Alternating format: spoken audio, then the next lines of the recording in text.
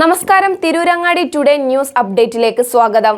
വിവാഹ സ്വപ്നങ്ങൾക്ക് പൊൻപകിട്ടേകി Amiya gold and diamond നിങ്ങൾക്കായി ഒരുക്കുന്ന ആമിയ വെഡിംഗ് കളക്ഷൻ.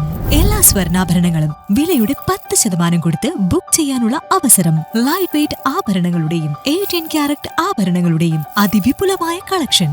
മികച്ച നിലവാരമുള്ള ഡയമണ്ട് കളക്ഷൻ വെറും 3000 രൂപ മുതൽ. കൂടാതെ പണിക്കൂലി 2.9% മുതൽ നൽകിക്കൊണ്ട് ആമിയ ഗോൾഡ് നിങ്ങളെ സ്വാഗതം ചെയ്യുന്നു.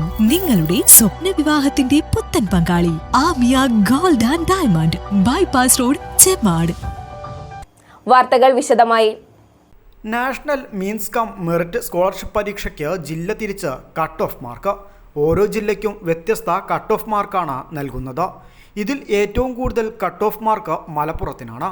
വ്യത്യസ്ത കട്ട് ഓഫ് മാർക്ക് നൽകുന്ന രീതിക്കെതിരെ പ്രതിഷേധം ഉയരുകയാണ്. സാമ്പത്തികമായി പിന്നാക്കം നിൽക്കുന്ന വിദ്യാർത്ഥികളെ സഹായിക്കാനായി 8ാം ക്ലാസ് വിദ്യാർത്ഥികൾക്കായി നടത്തുന്ന പ്രത്യേക പദ്ധതിയാണ് national means cum merit scholarship.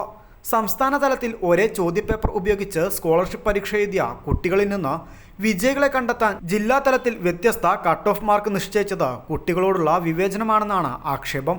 180 മാർക്കിന് എഴുതുന്ന പരീക്ഷയിൽ 115 മാർക്ക് ലഭിച്ച പത്തനംതിട്ട ജില്ലയിൽ പരീക്ഷ എഴുതിയ കുട്ടികൾ സ്കോളർഷിപ്പിന് അർഹരാകുമ്പോൾ മലപ്പുറം ജില്ലയിലെ കുട്ടികൾക്ക് സ്കോളർഷിപ്പ് ലഭ്യമാക്കണമെങ്കിൽ 140 മാർക്ക് ലഭിക്കണം.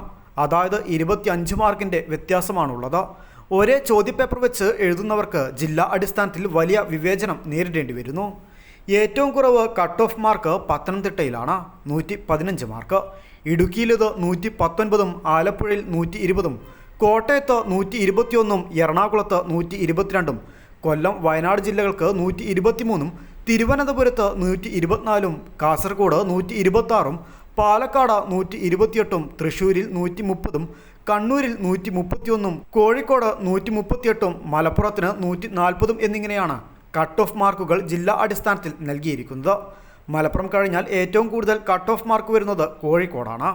ജില്ലയിൽ ഏറ്റവും മികച്ച പഠന നിലവാരമുള്ള വിദ്യാർത്ഥികൾ പോലും സ്കോളർഷിപ്പിന് പുറത്താകുമ്പോൾ താരതമ്യേന കുറച്ച് കുട്ടികൾ പരീക്ഷ എഴുതുന്ന ജില്ലകളിലെ ശരാശരി പഠന നിലവാരമുള്ള കുട്ടികൾക്ക് പോലും സ്കോളർഷിപ്പ് ലഭിക്കുന്നു എന്നത് കുട്ടികളോടുള്ള അനീതിയാണെന്നാണ് ആക്ഷേപം ഉയരുന്നത്. അതേസമയം ഓരോ ജില്ലയിലെയും പരീക്ഷാർത്ഥികളുടെ എണ്ണത്തിനനുസരിച്ചാണ് കട്ട് ഓഫ് നിശ്ചയിച്ചിരിക്കുന്നത് എന്നാണ് അധികൃതർ നൽകുന്ന വിശദീകരണം. സംഭവത്തിൽ നിയമ നടപടികളുമായി മുന്നോട്ടു പോകാനൊരുങ്ങുകയാണ് ചില രക്ഷിതാക്കൾ. News desk, Malappuram.